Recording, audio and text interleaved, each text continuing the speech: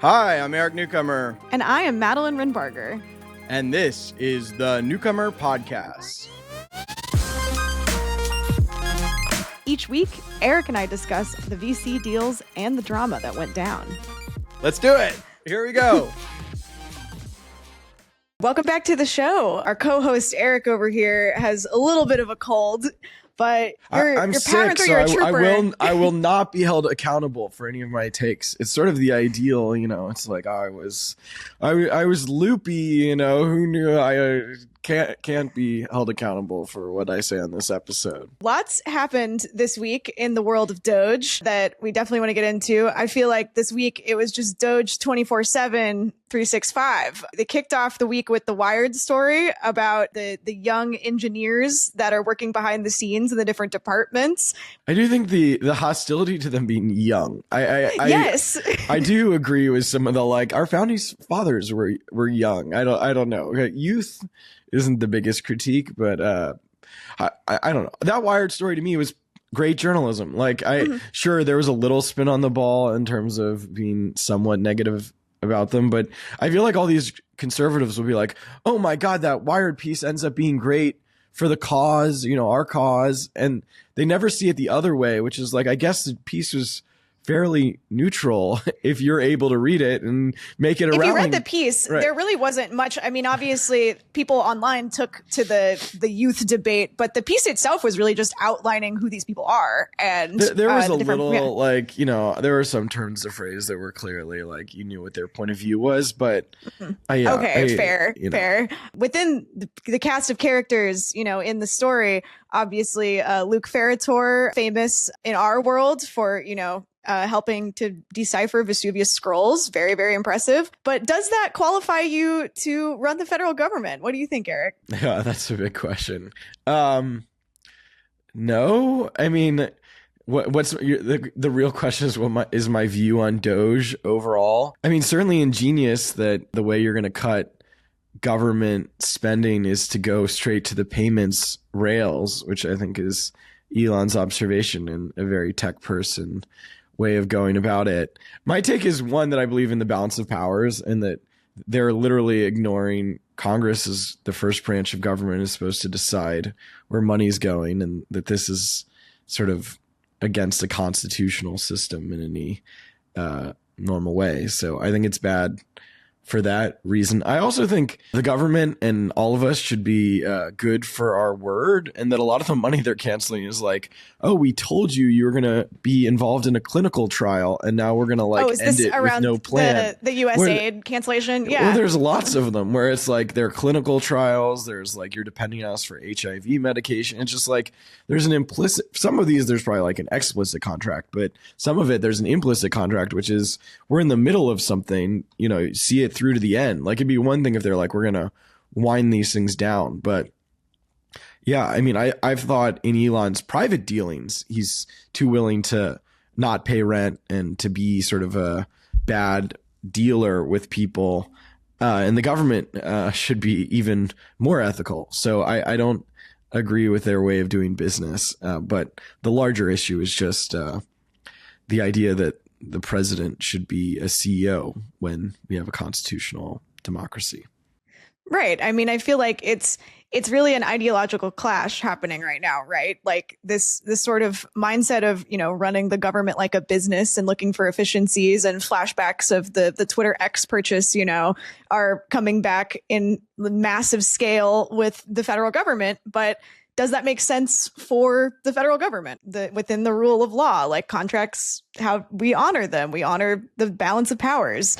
It's interesting times. I don't think this is that thoughtful. Like, if they were really worried about balancing the budget, you know, Social Security and Medicare and Medicaid and defense spending. I was going to say defense spending is the biggest one right there, and obviously that also involves SpaceX contracts. So those are staying safe, I assume. They're clearly. I mean, I think they've said in some places, you know, they're going after, you know, the deep state and the liberal elites or whatever, where they are, whatever they think they are. And this is sort of culture war as much as cutting spending, because, you know, Trump just proposed huge tax cuts that would definitely swamp any cuts that they've done. The debate around also who's doing the cuts, as we touched on before, the Wall Street Journal had a really big piece come out that now is just earning the ire of the entire DOGE sector, including Elon Musk himself, about Marco Alez, the 25-year-old who was, hired by Department of Government Efficiency, but his, alt accounts got found and he'd been posting a lot of racist memes and conspiracy theories, allegedly. And of course, that led to his resignation, which now everyone is saying is doxing and a witch hunt. A lot of times you have to put racist in quotes, but here's one of his lines. Just for the record, I was racist before it was cool. Another one. You could not pay me to marry outside my ethnicity. Normalize Indian hate. It's just like... That's pretty explicit. I don't really know what else you would call that. I mean, you could call it ironic, but it's pretty straightforward. Well, that's always their game, that it's like, it's a troll, sort of, Well, of course. You fell for the bait. Why you take me seriously? Yeah.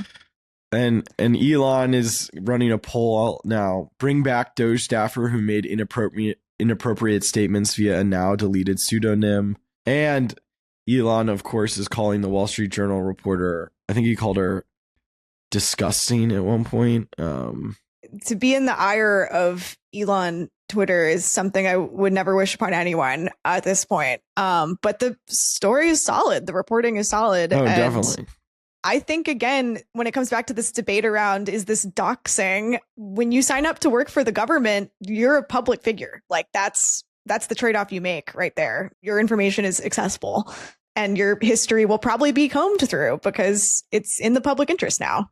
I think this might be Marc Andreessenism. It's just like doxing has become such a it's like when you're doing it against my ends, it's doxing, and when it's the other side, it's, something else. I feel like doxing has become a useless word.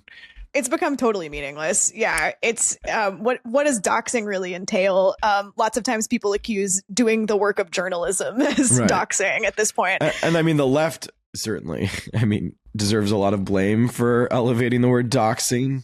Oh, no question. Absolutely. I mean, again, this goes both ways. It's just in this case right now, it's going this way. I find Elon Musk and his network of supporters on X and his platforms kind of sicking all of the attention on Catherine Long's reporting at this point, and her personally with all of these attacks. Beyond just my personal connection to her, we work together at Business Insider. She's a fantastic reporter. This is a really, really good story. I think the implication that is maybe getting lost in this conversation is that it's one thing when he did this as a private citizen, but now he's working for the government. And when you have an army of trolls that are now in some way sanctioned by the leader of the free world and the entire apparatus of the state behind you, the implications of this are a lot more serious than maybe it was just a few months ago. Elon is constantly saying he believes in transparency and we're going to have great disclosure. And then they're upset when there's reporting about what's going on, and they're angry about naming the people who are doing the work of government and that they're not very transparent and they're bullying. So, I think he's pretty reprehensible. My only minor thing is that I do think reporters are we're in the arena. People want to scream at us. We're public figures too.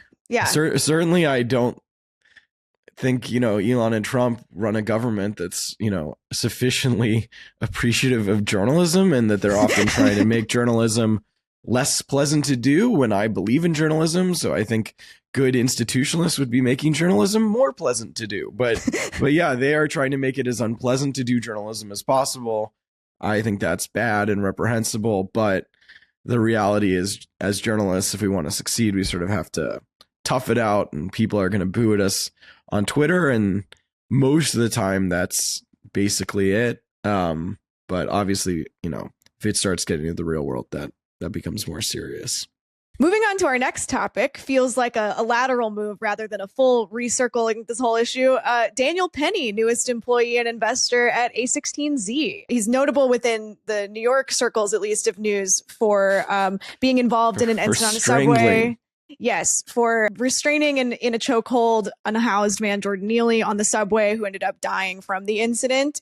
He was acquitted from all charges regarding that incident. Now he's investing at A16Z. An investing partner. On the American Dynamism team, which focuses, yes, on defense, but also government, tech, education, anything that really touches the national interest, if you will.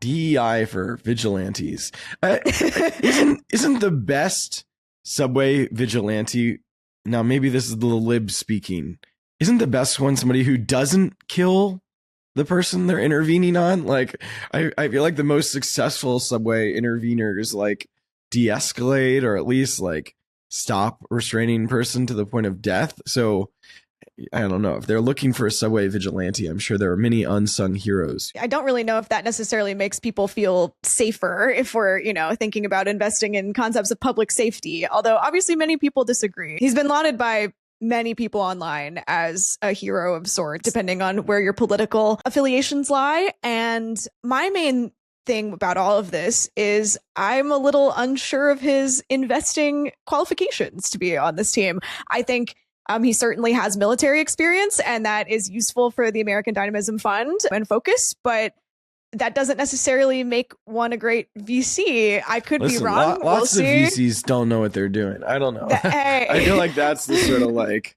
savvy way to, I don't know.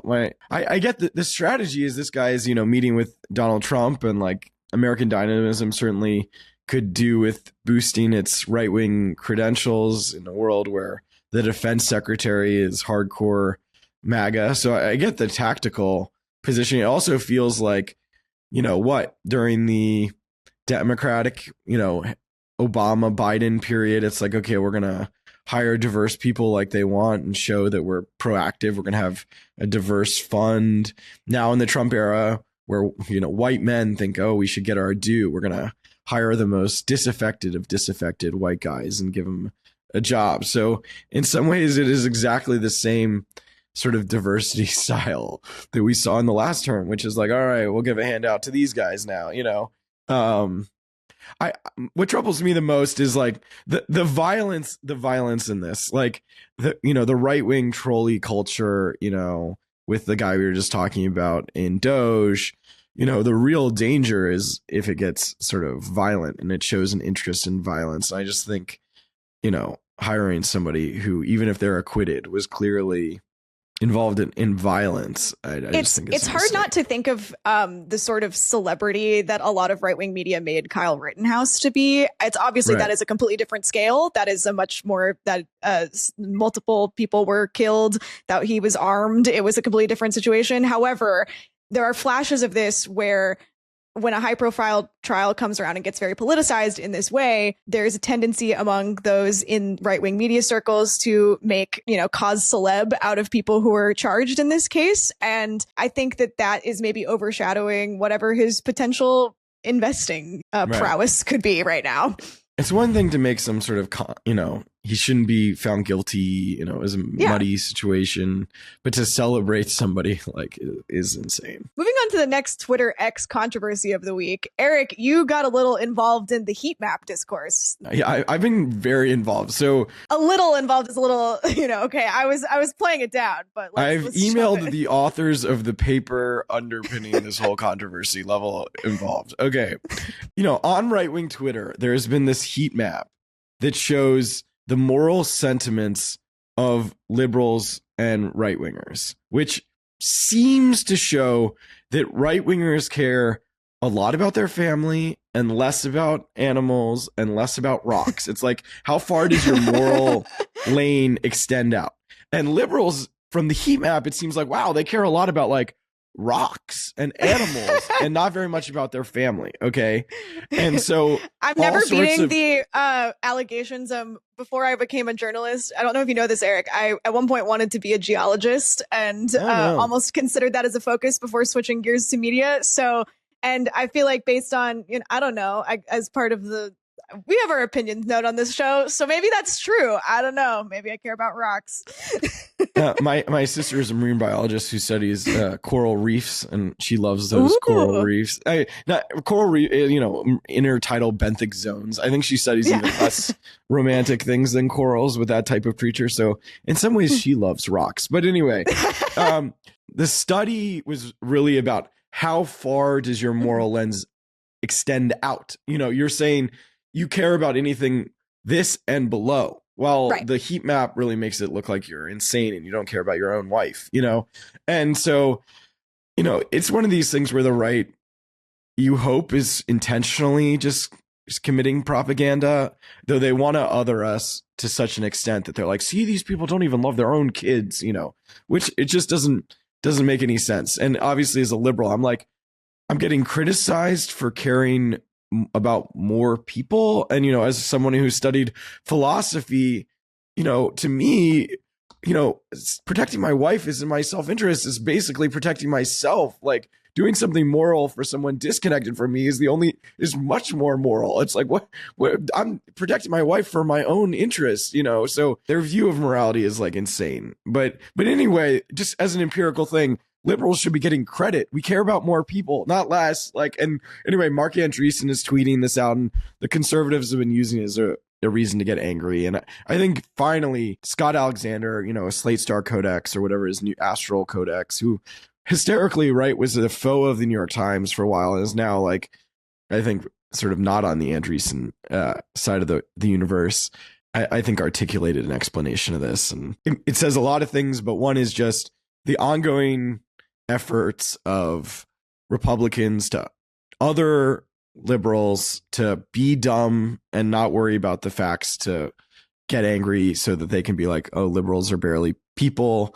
I mean, you know, Richard Hanea is constantly saying that there's no elite human capital among conservatives, and I sort of agree. But it's really sad that Marc Andreessen is doing this, because obviously Marc Andreessen is extremely smart. And so it's either he cares so little about the facts. And the final irony is, this is a set of people who doesn't believe in social science holding up a social science report that they haven't even scrutinized. So it's just like clear. It's just like the most obvious propaganda thing in the world. And yeah, it's just like infuriating. Like, to me, a good social network, like what I want social networks to get is, I want to be able to be like, anybody who uses this image is like so disqualifying to me that I want to write them out of my intellectual debate and sort of move forward in a world without them. And I'd love somebody to create the social network that says, I don't know, you 3 strikes, you're out, too many like egregious intellectual sins, and not a centralized thing. But I want to be able to spend the time and be like, no, this post was obviously fake and dumb. Like, cut these people out of my life if they're do this 3 times or whatever. So someone please build that for me. Startup idea right here on the pod. Yeah, You're welcome. Free startup ideas. If we're going to live in this world of anonymity, I mean, it's not just an anonymity problem if Marc Andreessen is tweeting it out, but anonymity is part of the problem, which is we have to be able to assess people's reputations by what they're posting versus who they are. Okay, enough politics. We restrained ourselves in print, so we said on air we can opine, but we have talked about the business of Silicon Valley this week. You looked at the metaverse world, which is sort of out of favor at the moment. What's going on? I did, yes. So jumping into the metaverse was fun. I hadn't been there in a couple years, so great to be back. Love to see who's still hanging out there. No, but the big story really came from the Financial Times had a good piece about Meta's annual report, and that they've spent, I think in the last year, close to $20 billion on their AR glasses, and that those have really honestly been a growth area for them. They've been losing money overall. It's looking promising and it's picking up. And so they're willing to invest even more money into this space. What's going on with Apple's AR, VR efforts? Right. So at the end of the year, the Information reported news that they were winding down some of their scaled production of the Vision Pro headset. They're not fully shutting it down, but it's not looking like it's going to be a huge investment space for them going forward. Sales weren't really great. It does seem like, you know, in my reporting around the metaverse, the issue sometimes just comes down to the headset itself. People buy a headset, it's fun, they enjoy it, but there's an issue of people picking it back up, you know, and it's a fun novelty for a bit, but it is bulky and heavy on your head. And there's something to be said for wearable tech like Meta's Ray-Ban glasses, to where you can get them to your prescription and they only fit, you know, they're the size of normal glasses. But while Meta is still doubling down on AR tech with these glasses and spending in reality labs, nobody else is, basically. And even the VCs I've talked to who are definitely see use cases, they're seeing them more in gaming, where this kind of already was, right? Like, this is what this tech was sort of optimized for in the beginning. And they're also seeing it in education and training, which are really important use cases, but I don't see that scaling to be the next, $1 trillion company, right?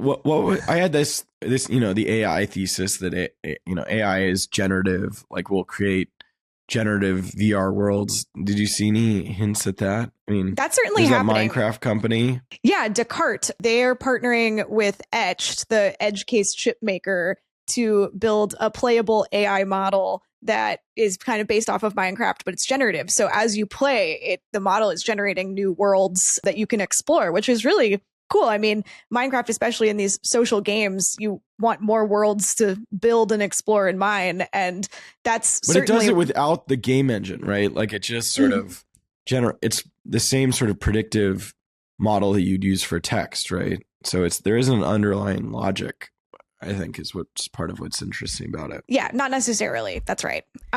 So there's companies doing this. This company, Saga, is building the infrastructure on blockchain for game developers to build agents off of using generative AI. So we combined, agents and blockchain in one pitch. Seems like what they're doing is taking off well. They've got a new investor interest from M13. So certainly there are places in this space that are still attracting interest from investors who know the space, and they've kind of pinned it as a category they want to invest in. It's just not the wave that it was, before. And in some ways, the hardware part of the tech is something that is better suited to a Meta or someone with, gobs of cash than maybe a venture model right now. And perhaps the apps and the software will come further down the line if they nail the hardware, but it's always 5 years out. That's what everyone tells me. In 5 years, we'll all adopt this, and every year it's 5 years later, right? Eric, you've been covering this space longer than I have, but it seems like it just keeps getting pushed farther and farther back. Yeah. And yet I believe, I don't know. I do think device quality or, iPhone really took off with the App Store or some, it's hard to know sometimes what really triggers something. So AR worlds and VR worlds, we're rooting for you. Moving on to our final story of the week. Eric, you got the scoop on General Catalyst's fundraising docs. What did you find? Yeah, I mean, we're super interested in these mega funds, General Catalyst, which had raised, an $8 billion suite of funds. There's Lightspeed, there's Andreessen, obviously, Sequoia, I think fits the bill, but I don't know that they want to use that word, mega fund. Anyway, so, I mean, General Catalyst, I think, is the most express in that Hemant Taneja, the CEO, is calling himself the CEO these days. He's referring to it as a company. They announced a we call them a firm still, but they announced that they're becoming a wealth manager. They have a debt fund. They bought a hospital. So echoing a lot of the stuff you see in the private equity industry. And so, yeah, I got somewhat dated, but still telling fund return information. I mean, it's very wonky in particular, so you should subscribe and become a paid subscriber to read it. We have a bunch of slides. I mean, basically, the first fund is only 0.7% IRR. So I guess good news for new venture funds that you can survive a pretty middling first fund. Then it's 11.9%, 9.9%. They really have their first great fund in their 2011 vintage fund. I think it was mostly driven by Stripe, but I'm sure that there were other companies. This presentation doesn't get into the particular portfolio. And the numbers I'm citing are dated December 31st, 2020. So that fund had a 7.16x NVPI, which is like net TVPI. So presumably there was a lot of money potentially still to come. I thought the other thing is while investors were considering whether to invest in this latest 8 billion group of funds, they didn't have a lot of evidence that General Catalyst billion plus funds have done well. It's just they're not that old. They've barely returned any money as of the fundraising documents. And so I think that's going to be a big question with all these mega funds. You're investing in the funds on the basis of their performance as more traditional venture capital firms. But now they're asking you to bet on these sort of multi-strategy, private equity styled funds, and will their old performance match their future performance? And that's what we don't know yet. Yeah, we'll have to wait and see on that one. But it's a big gamble. Yeah, I mean, a GC's ambitious, Andreessen's ambitious, and a lot of these things rise and fall with the tech industry overall. If they're huge funds and they get in a lot of the key stuff in Silicon Valley, and Silicon Valley has some big hitters, then they can do well. But you have to get in them. You have to be in Stripe, Andreessen's, and Databricks. It does end up being the big companies really matter. That's our show. Everyone say feel better, Eric. We'll be back next week with more news in Healthier. Startups and venture capital. Healthier team, newcomer team, health, restful weekend. Yeah, exactly. All right. Thanks. Thanks.